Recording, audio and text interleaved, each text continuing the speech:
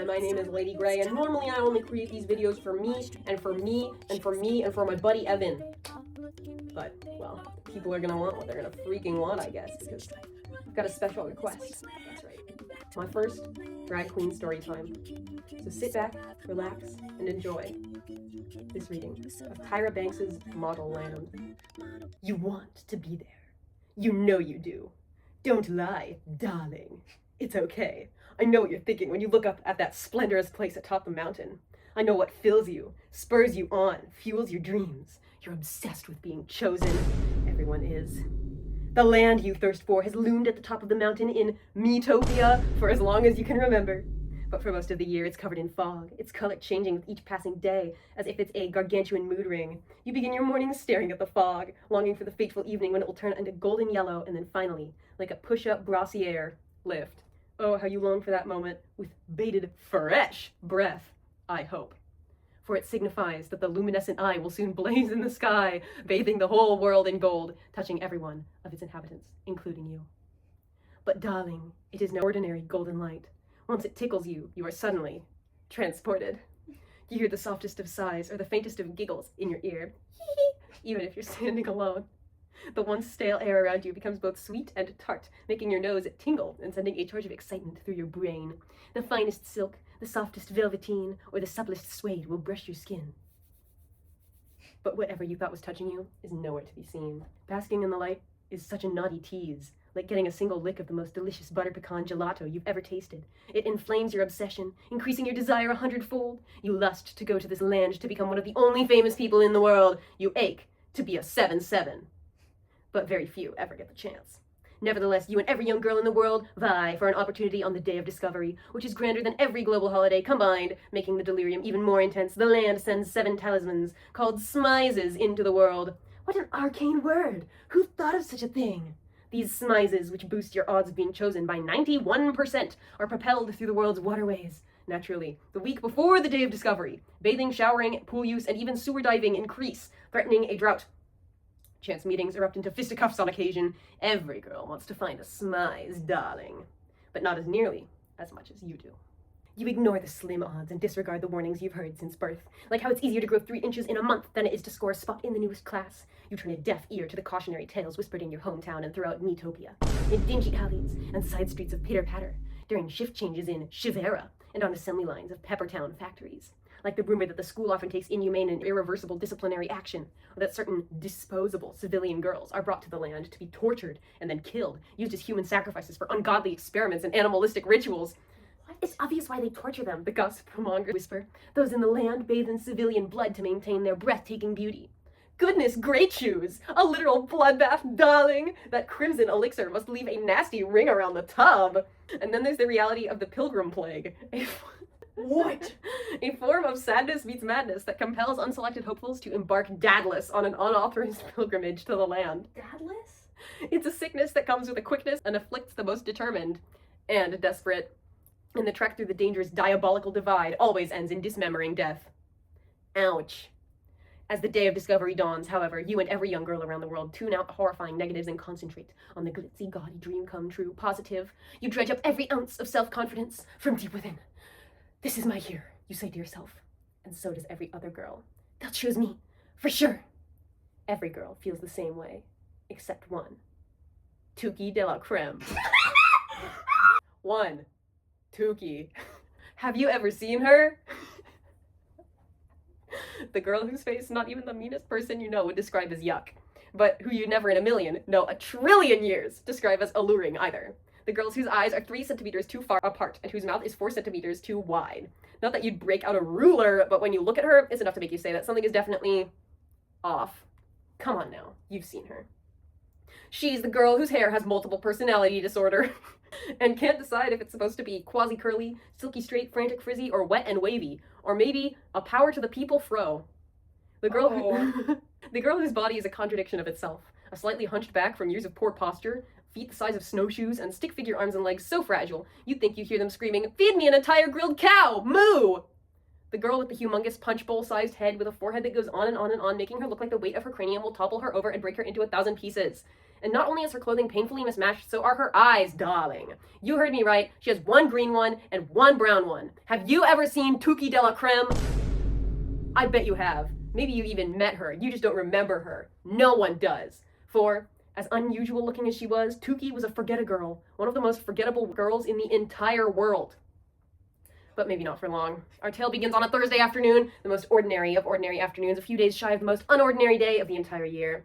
Touki de la Creme was splayed on her back on the hallway floor of her school, the Bangle, Bobble, and Bead Institute, B3 as it was commonly called. Her large mismatched eyes didn't blink as she stared at the stained ceiling. Her gangly legs shot out at odd angles as though she'd fallen from a 6-story building. Her enormous feet pointed straight up. An internal clock counted down the time in perfect cadence. T-minus 6 minutes and 49 seconds. 48. 47. As Touki waited, she lifted to her face a cold canister of whipped cream, inserting the nozzle straight into her mouth. She pressed the trigger that delivered the airy sweetness directly onto her tongue. A bit of cream accidentally dropped from her mouth and dripped from her chin to her neck. With each squirt, more and more of the cream fell to her snug-fitting hand-me-up blue blouse, which had once been her younger sister's. Another squirt landed in her hair. She then licked her tiny baby fingers from thumb to pinky and prepared for the next squirt. What? How was Touki able to lie in the middle of her school's hallway during class time, enjoying whipped cream from the can, and not get herself into any trouble? Well, Touki was the Institute's best skipper. No one, not even the most cunning teachers, noticed she was gone when she skipped out of class way before most of her lessons ended. T-minus 4 minutes, 33 seconds, 32, 31. As Touki stretched her legs, the backs of her calves touched the bitingly cold marble, making her shiver. Ew. Most people would have found it uncomfortable, but Touki was happy she felt something. At least she was still alive and breathing. Sometimes Touki was so used to being a forget-a-girl that she thought she really was invisible. T-minus 5, 4, 3, 2... A loud but familiar clanging made Touki jump. The school's bell was actually an old-time buzzer that had long ago signaled factory shift changes. In days gone by, before the Institute had taken over the building, B3 had produced 3 things: bangles, baubles, and beads. Once the bell stopped, a familiar rumbling made Touki cringe. An oily belch followed, sounding a thick cloud of greenish smoke through the vents. A stench filled the air. It smelled like a mix of gasoline, mold, melted plastic, and methane gas emanating from the bowels of the building. Excruciatingly loud school bells weren't the only relics left over from when B3 had been a factory. The administration had done very little in the way of renovation to convert the safety code deficient building into a proper institute of learning. The school let out belches and eruptions all day and leaked fumes from every crevice. Groaning, the students emerged from their classrooms. Ugh, Ariella Bertona wailed, fanning the odors from her face. Nasty, Tatiana Sharon said, pressing a sachet of dried flowers to her nose. The B4 Institute tooted again, Jason Milano chortled, trotting out the school's oldest, tiredest, but aptest joke. Everyone called the school B4 for bile, barf, belches, and butt bombs. That's 5, Tyra. Can you count? More doors were flung open, and the sound of footsteps thundered through the halls.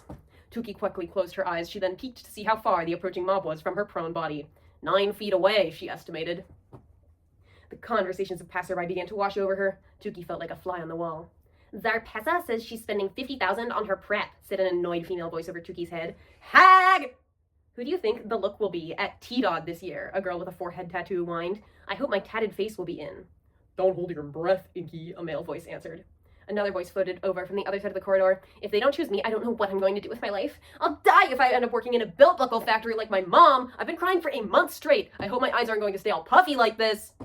Many of the conversations had to do with the big event that was taking place in 2 days, the Day of Discovery, which most people shortened to T-Dod. It was the grandest of holidays, and B3 was even letting its students have Friday off this week to prepare, an absolute rarity. Not that Touki really cared. Where do you think the rest of them will be this year? A girl with a nasal voice asked. I heard that a girl found one in a pot of boiling sweet potatoes and burnt up her hands real bad trying to get it. Touki shifted on the floor. Now they were talking about smizes. Girls had been searching for the magical charms for days, fighting at water spigots, sloshing through sewers, splashing in the Peppertown pool, which everyone knew kids peed in. I found the pipe where the gunk water from the Shivera hospital dumps out, a hopeful girl whispered. No one is going to be looking for smizes there. As more people passed and more girls chatted about T-Dod, Touki began to feel lonelier and lonelier.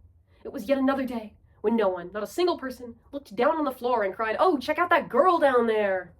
All the students rushed past Touki like water in a stream flowing around a rock. Rubber sneakers almost crushed her fingers. Heavy boots nearly bumped her shins. A piece of paper fluttered out of someone's notebook and landed close to Touki's left hand. The paper's owner, a dark-haired girl, bent down to snatch it, not even noticing that Touki was there.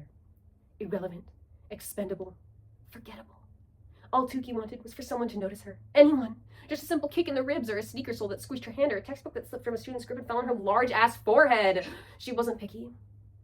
Spin, thud, spin, thud, spin, thud, spin, spin, spin, spin, thud. Tukey looked up at a spinning dervish approaching, taking in her long, thick, curly, wheat blonde hair, her silver dollar-sized aqua eyes, and her perfectly symmetrical face. It was as if Tukey's wish had come true. Sort of. For here was her sister, Miracle, someone who did notice her. Except, well, Tukey didn't really want her to. Spotting Tukey sprawled on the floor, Miracle began to sing, "You are not my D-nay-nay." She gave one spin for each word, making the hem of her blue dress flutter. It was a dress, Tukey guessed, that would pass to her as a hand-me-up. In a matter of days. Tukey rolled her eyes at her sister's mispronunciation of DNA. Beyond her looks and fancy flights of footwork, what was most disturbing to Tukey about the Miracle, as Tukey's mother called her, was not that she was Tukey's younger sister. The most disturbing fact was that Miracle was distinctly, indisputably, flat-out dense. As dumb as a lobotomized turkey. And turkeys were said to raise their heads to the sky during rainstorms and drown themselves. Oh, Tukey tried to give her sister the benefit of the doubt. Miracle had memorized every intricate dance step of the 22 verses of the Shivera Shuffle, after all, and at least she understood the concept of DNA, even if she got the pronunciation wrong. But in all honesty, Miracle wasn't the brightest tube of lipstick in the makeup caddy. Luckily, Miracle pirouetted out of sight almost immediately. Problem gone, for now. Tukey sighed and reached for a small, thick yellow book wedged under her lower back. It wasn't just any regular yellow, but the color of a taxicab that had just been freshly painted and spit polished. And it wasn't just any regular book, but a collection of letters Tukey had written to people she'd encountered throughout her life. Not that she would ever dare send them.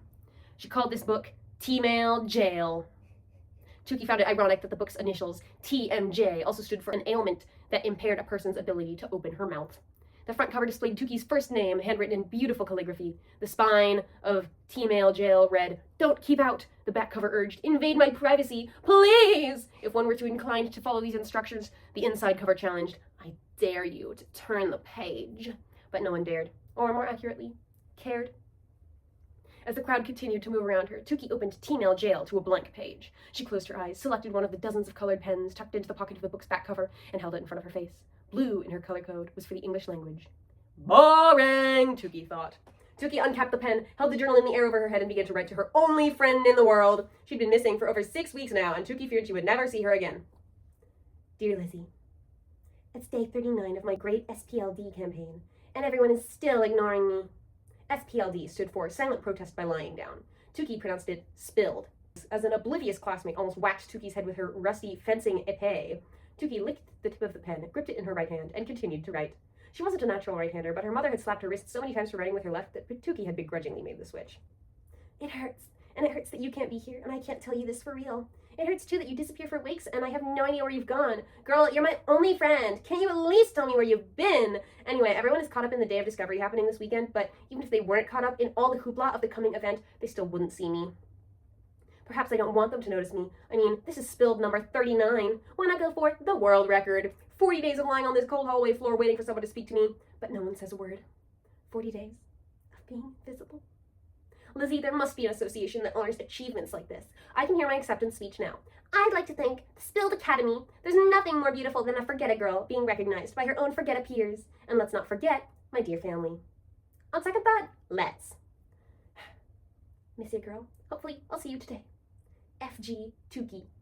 Over the I in her name, Tukey added a tiny FG for Forget-a-Girl. But before closing the T-Mail Jail, she thumbed through its previous entries, admiring the rainbow of colors. Every color represented a different language. Flamingo pink for Gaudian, Cabernet grape for Très Jolie, Mandarin orange for Beijingle, and skyscraper gray for Colorian, the language spoken in the district land of Sans Color. Tukey had a knack for quickly picking up foreign languages, and wrote whole letter entries in them. By the age of 11, Tukey knew 28 languages. Now at 15, she spoke nearly every world tongue. The nagging truth, though, was that this incredible linguistic gift of Tukey's seemed wasted. It was almost a cruel cosmic trick. Why give this ability to a girl with whom no one wanted to speak? The thundering crowd in the Bangle, Bobble, and Bead Institute hallway started to thin. Tukey nervously smoothed out her shorts, closed her T-Mail Jail, and straightened her body out of its position, suggestive of traumatic injury. And then she heard the bow-legged footsteps she'd been waiting for. Step, pause, step, pause, step, coming her way. There was only one person at B3 who had spoken to Tukey besides Miracle. Class President Theophilus Lovelaces, the very step pause figure quickly approaching. It had been 1 year ago, almost to the day, but Tukey hadn't forgotten it. In truth, it was why she invented the act of spilling in the first place. There were many letters in T-Mail Jail written to Theophilus, all expressing unrequited admiration and affection. Tukey longed to slip one into his locker, but she knew she never would. A year ago, Tukey had taken a real spill, tumbling down the narrow spiral staircase to the cafeteria. All she clearly remembered about that moment was one foot touching that first step and then both enormous feet flying into the air. She was falling, falling, there was the floor. Boom. Tuki had landed so hard, the world had gone black for a few minutes. Spots began to appear before her eyes. Bodies swept past her, but not one person tried to help. Tuki had just lain there while the day continued as usual for everyone else at the Bangle Bobble and Bead Institute. But then a figure in a pinstriped jacket had appeared. Tuki's vision was still blurry, but she could make out a small round button on the figure's lapel. Vote for love. Are you okay? Theophilus Lovelaces stood above Tuki like a royal guardsman coming to the aid of his queen. The pin on his lapel was one of the good luck charms he passed out to B3 students in hopes of getting reelected every school year. He'd never given one to Tuki, though. The noises in the cafeteria ceased to exist. Tuki was groggy from her fall, her ears rang to the point of leaving her deaf, and her mouth felt like it had been anesthetized, but that didn't stop her from noticing his imperfectly perfect features, sun-kissed, tightly curled hair, a left cheekbone that was sharper and more defined than the right, and sympathetic golden brown eyes that were the exact color of 2 salted caramels, Tuki's favorite candy. He wore a camel-colored suit of the finest fabric, an indication of his family's prestige. They were the wealthiest in all Metopia, and yet he didn't carry himself with an air of privilege or self-righteousness. In fact, he chose to attend B3 over a private school in his own neighborhood because he wanted to be among the regular people. And now he was smiling at Tuki kindly and generously, as though they were equals. Yes, she had wanted to tell him, I'm better than okay. But her mouth wouldn't work. Theophilus tilted his head to the side, his lip curling over a slightly chipped tooth. That was quite the spill.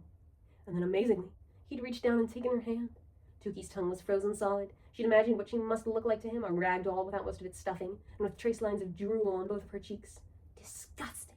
After a few moments of Tuki lying there, just staring, Theophilus stepped back, an apologetic look on his face. Oh, sorry. Then he'd turned around and left. They hadn't talked since. Now Theophilus was fast approaching. T-minus 10, 9, 8. Albert Talbert, the most disheveled student at B3, walked alongside him, his unlaced shoes flapping against the hard, shiny floor. T-minus 3 seconds. 2. Maybe Theophilus would see her today, splayed out in the spill. Maybe he would do as he did last year, standing above her, extending his hand and asking, Are you okay? And Tuki would stare into his salted caramel eyes and tell him exactly how she felt. Theophilus crossed in front of Albert and stumbled over Albert's shoelace as if it were a tripwire. His body pitched forward. Tuki reached up her arms to catch him. Unfortunately, Theophilus caught hold of an open locker and steadied himself. Something plopped onto Tuki's chest, and she did a half sit-up to peer at it. Vote for love. Theophilus's button. Tuki stared at the button for a long time. Finally, she tentatively reached for it, thrilled to touch something that had recently been so close to Theophilus's skin.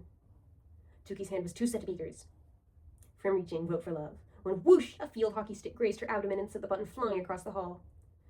Tuki sat up fast, panicked. There love was, rolling right up to Manny Manuel's locker. It's mine! Tuki lurched to her feet and charged through the stomping crowd, nearly knocking Manny over. She scanned the floor for the button. Where is it? Where is it? Then she spied it. There, near that pair of hairy legs! The legs began to Abigail Good, who wore her super thick, long, wavy black hair with pride, even from her armpits. Abigail took a step forward, and her sharp heel squished the Vote for Love button, which shot out from under her shoe. Tuki cried out in pain as if the button were her own tender skin. Love careened down the stairs. Tuki bolted at top speed down the steps, taking 2 and then 3 at a time. Follow the love, Tuki! Follow the love! A shiny black boot kicked the button and sent it sailing through the stale cafeteria air right into a trash can. Tuki pursued it like a lion after a zebra. She wanted that button. It felt like the only new thing anyone had ever given her in her life. Not that Theophilus had exactly given it to her, but Tuki wasn't one to quibble over semantics. She reached into the trash can, took a deep breath, and plunged her hands into it. She felt slimy banana peels, congealed macaroni and cheese, crusty heels of bread, and sticky soda cans. Finally, her fingers curled around the button, and she pulled it out with glee. The poor thing was badly damaged, dented, and slimy from its voyage. In fact, it no longer said Vote for Love.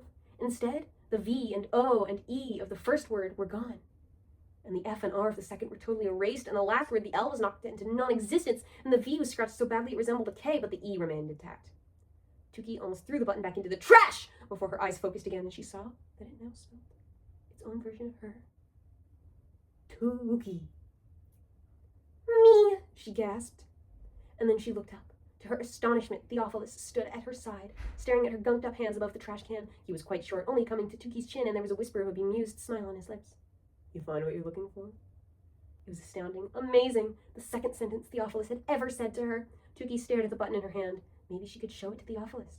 Look how your slogan changed into my name, she could say. Don't you think it's a sign, too? Theophilus?